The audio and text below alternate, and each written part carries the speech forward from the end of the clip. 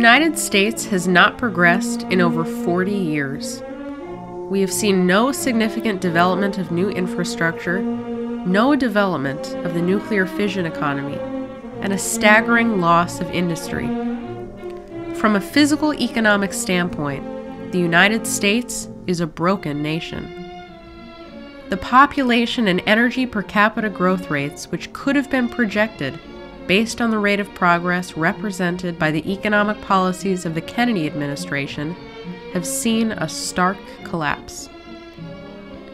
In the spirit of returning to the intention behind the economic vision of JFK, we can establish as a concrete goal to increase the energy flux density per capita to the levels corresponding to a fission and fusion economy.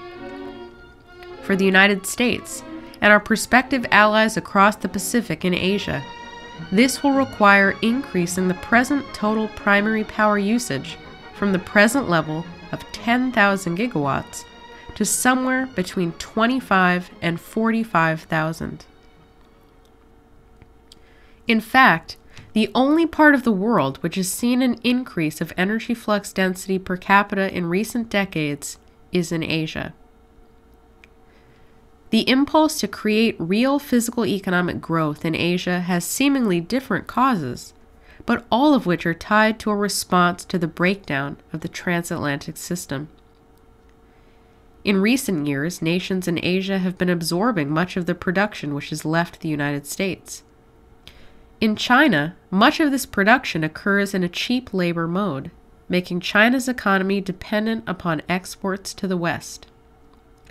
The United States has also become more dependent on higher tech exports from countries like South Korea to manufacture components we have lost the capability to make ourselves. Within the nations of Asia, and among some circles in the U.S., there is a desire to advance and come out of this crisis. This is reflected in recent statements of China's new government, led by President Xi Jinping, and the desires of factions in Russia, Japan, and South Korea. A recent flurry of bilateral meetings have taken place among the heads of state of China, Russia, India, and South Korea. These discussions covered the critical areas of energy and nuclear power development, Eurasian transportation corridors, and military cooperation, which occurs in the context of Obama's economic and military provocations toward Russia and China in particular.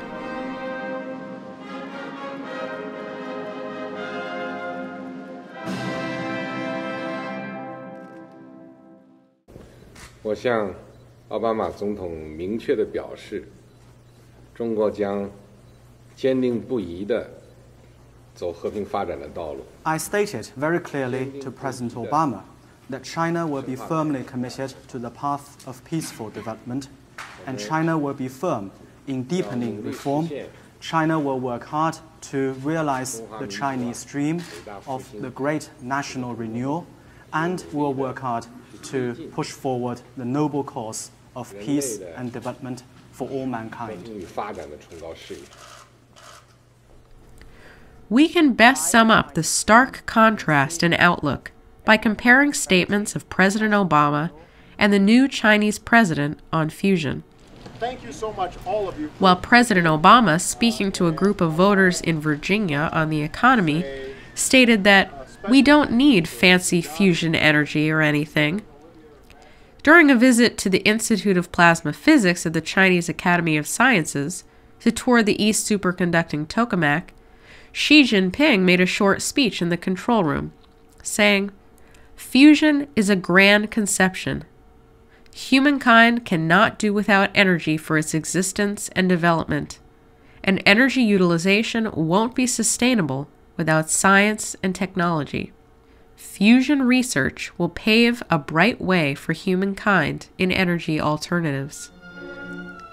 While no one nation can solve this crisis on their own, we do have the basis for a new Pacific alliance, which can begin the drive towards a global fusion economy.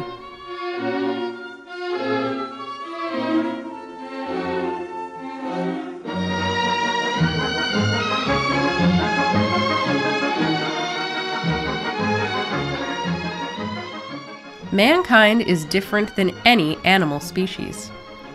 Human progress is characterized by increasing levels of energy flux density, defined as a greater concentration of power per square meter cross-section of action, capable of achieving more and higher qualities of work. Increasing levels of energy flux density correspond to a transformation of the potential relative population density, which measures the habitability of 1 square kilometer relative to a given technological level, and potential population which could be supported there. As Lyndon LaRouche wrote in his economics textbook, this is the rough measure of the level of development of a culture, capable of measuring development over time or relative economic potential of different cultures. Infrastructure creates a physical economic potential field, transforming the physical economic space-time of the affected territory. We can look at the example of the factory. Its productivity is not only defined by itself, but by the physical economic field created by the infrastructure in which it's situated. Applying these principles of economic science means concentrating a high density of advanced infrastructure and higher energy flux density power sources such as fission and fusion. And with this, we can create a corridor of development, creating the most productive territories mankind has ever known. This is the perspective needed to overcome this global crisis.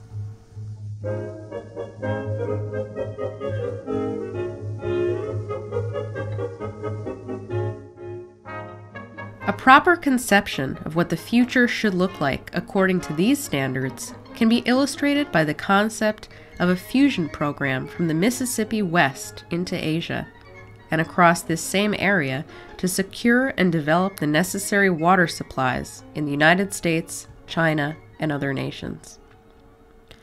These territories can be linked via a Bering Strait maglev rail connection, transportation infrastructure which can transform the physical space-time relations of nations. We won't simply be connecting point A to point B, as did the railroads in colonial Africa, which went from mine to port, but creating a real development corridor with a special focus on Siberian and Arctic resource potential. Let us review developments in Asia on these fronts, which can be subsumed by the concept of a fusion-powered economy.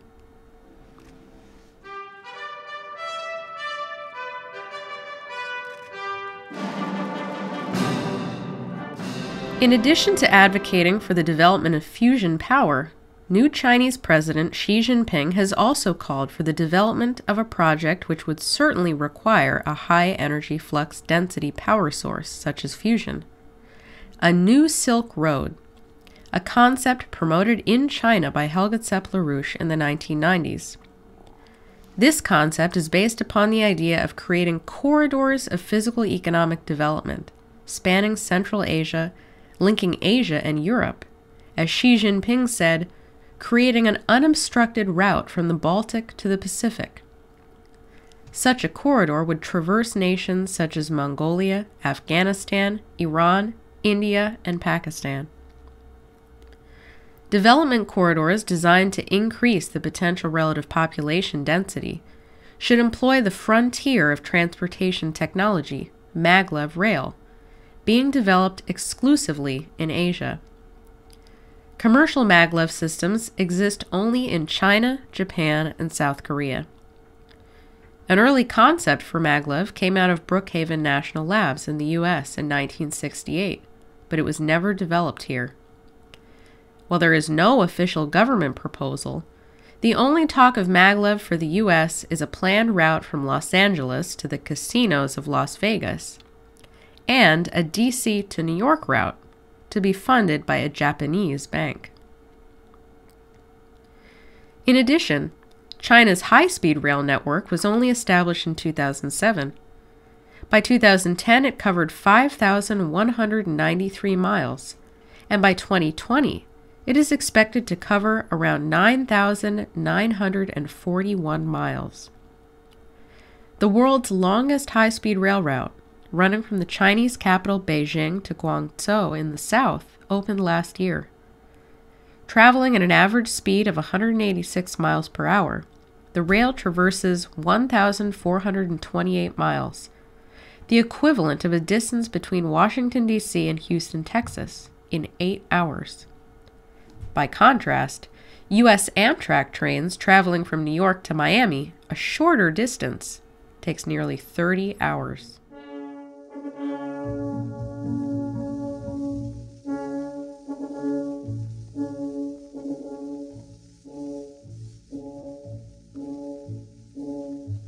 Much of the territory along a new Silk Road is agriculturally very rich. But it is also in Asia that we see the greatest impulse to transform less fertile land with great projects, increasing the potential relative population density of a given area. Although on a smaller scale than the North American Water and Power Alliance, China's South Water North project will transfer 25 million acre-feet per year from the Yangtze to the Yellow River, and is on its way to being operational. The western route of the project, which still requires feasibility study, would require construction of dams and tunnels to cross the Qinghai Tibetan Plateau, perhaps resulting in the development of engineering techniques which could be applied elsewhere. The western route could also include a plan to generate power and divert waters from the Yarlung Tsangbo River, called the Brahmaputra, where its waters cross into India, to dry areas of China. A 10-mile tunnel, which the project requires, could possibly be engineered using peaceful nuclear explosions. Here again, we have a case of China acting upon an impulse to develop, which the United States has failed to do, in the case of the North American Water and Power Alliance, for decades since that project was initially proposed.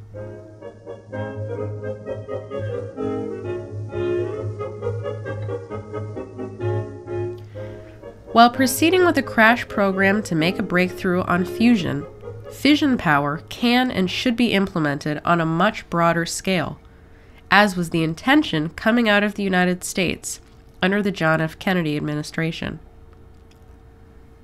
Asia is currently a leader in the development and implementation of fission power, although the concept of a nuclear-powered Asia has come under attack.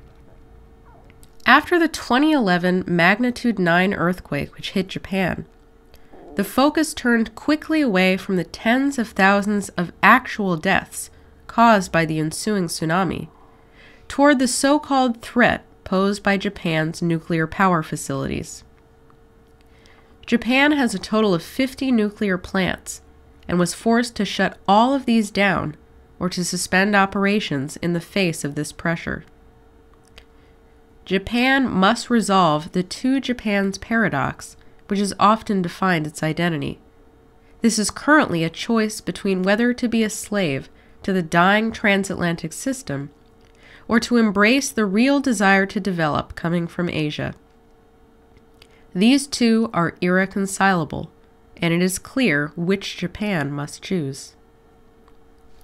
China is leading in reviving a commitment to nuclear fission power, with 16 nuclear plants and big plans for expansion.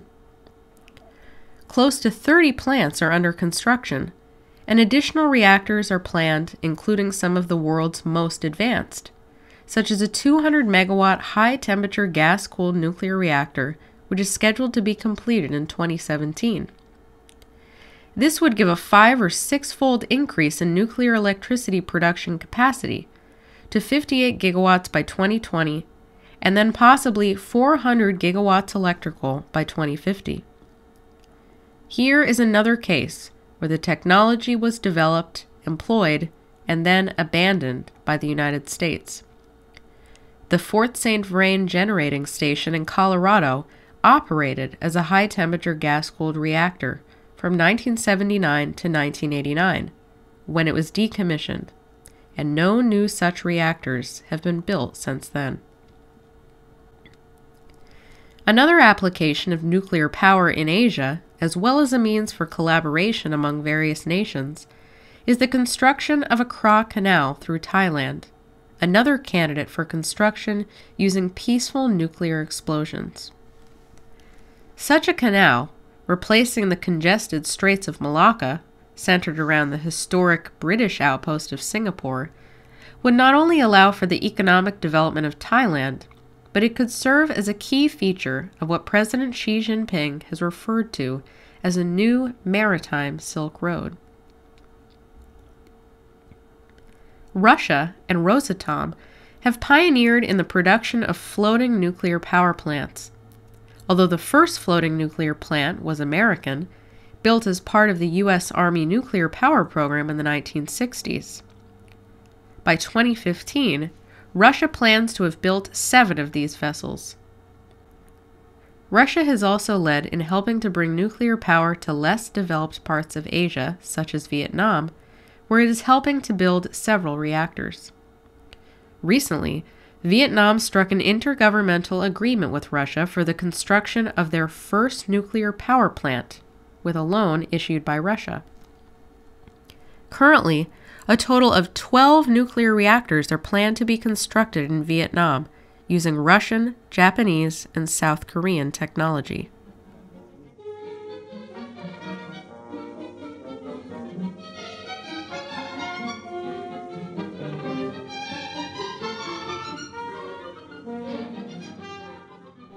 China, Japan, and South Korea all have superconducting tokamaks, and Japan has the largest superconducting stellarator in the world. Japan's Gecko 7 will be upgraded with a second laser and will become part of an experiment for fast ignition. Recently, Japan encouraged Russia that the two countries should work together to exert the maximum effort to implement the ITER project within the shortest period of time. While the United States is home to several fusion experimental designs, the United States also has the distinction of being the only such nation to have canceled or shut down several of them.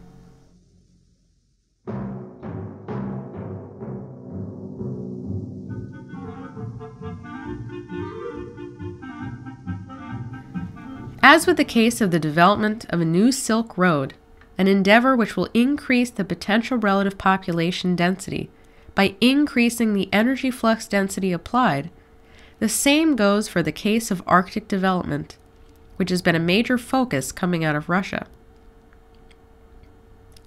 With 9,000 mineral deposits registered, Siberia has 90% of the world's palladium, 80% of its tantalum, 40% of the platinum, 36% of the nickel, 27% of the tin and iron, and 16% of its zinc, just to name a few. It ranks first in potash and diamonds, second in phosphorites, and third in gold.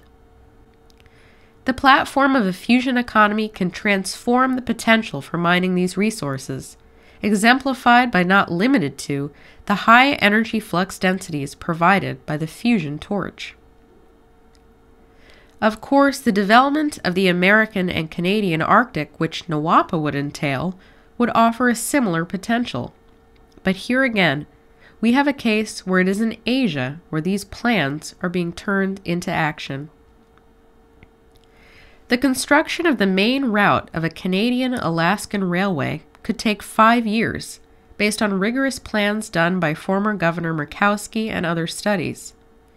The current rail in this area ends just north of Prince George, BC. 2 tracks should be built from here to Fairbanks, Alaska, functionally connecting the U.S. and Canada in this area, in total requiring 2,000 miles of new rail. And a comparable distance of new rail is required on the Russian side in order to complete a functional Bering Strait rail connection. There is a distance of 975 miles between Fairbanks and Egvekinut, an urban settlement in Chukotka, and the gap between Uwellan and Wales, the 2 closest points on either side of the Bering Strait, is only 65 miles. While there is no progress or commitment to build rail on the U.S. side, Russia does have a plan to begin expanding its rail east. In 2006, under a mandate from President Putin, a decision was made to include a railroad extending from Yakutsk to Magadan in Russia's transportation strategy to 2020, currently being constructed. Russia's impulse to develop the Arctic is also important because it can serve to complement the other area where Asian nations are leading, the colonization of space and specifically the moon.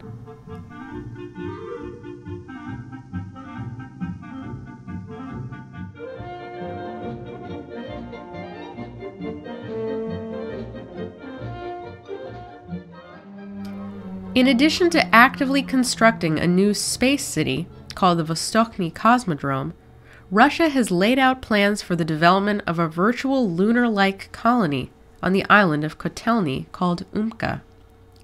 It was modeled taking into account the design of the International Space Station, and the principal architect has said it could serve as a model for how humans could live on the moon. The Chinese, Russian, and Korean space agencies have publicly discussed their intention to return to develop bases on the moon, and a Chinese lunar rover recently made a successful soft landing, the first in over 40 years.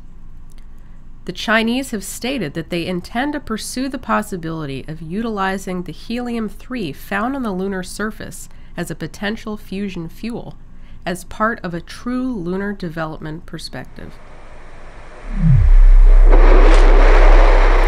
In the area of space, we need not review all of the recent failures of the Russian space program, but it underscores the point that in this area and in others which represent scientific and technological frontiers, it is the United States which has pioneered and excelled. The reality is that that intention has been largely abandoned, most emphatically in the years following the JFK assassination, and picked up by Russia, China, and other nations in the Asia-Pacific region.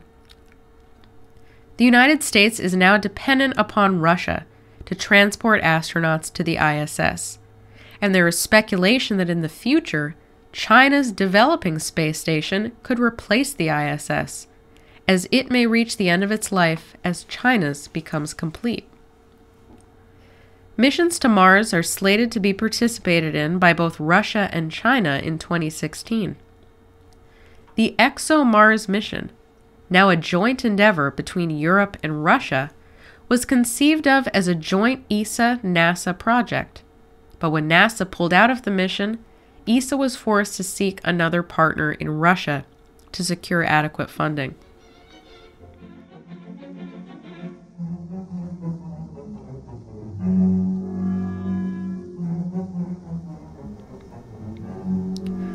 There is another important feature to the discussion of space colonization and exploration: planetary defense. Russia, which experienced a thankfully non-fatal meteor hit near Chelyabinsk, has stated its commitment to make planetary defense a priority. But it is not only the Russian commitment which is significant. What is most significant is that this is an area where Russia has asked to cooperate with the United States.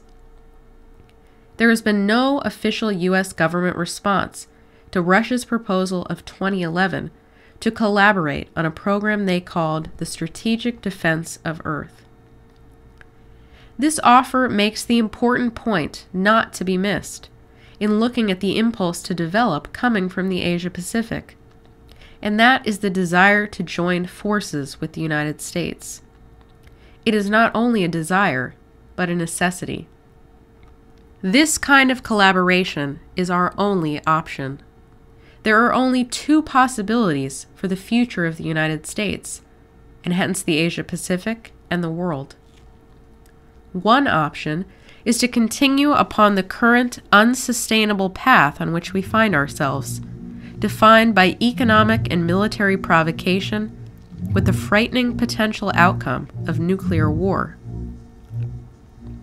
The other option is to cooperate around the common aims of mankind, increasing the applied energy flux density and relative potential population density of the vast undeveloped territories of the planet to support a greater, more productive, and more creative population.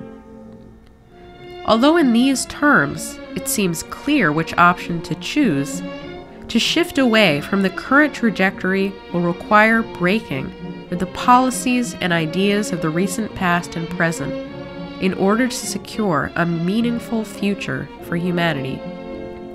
While these Asia-Pacific nations need the scientific knowledge, the technology, and the benefits of our form of government, such as the Hamiltonian credit system, it is clear that for inspiration, we must now look towards the Pacific.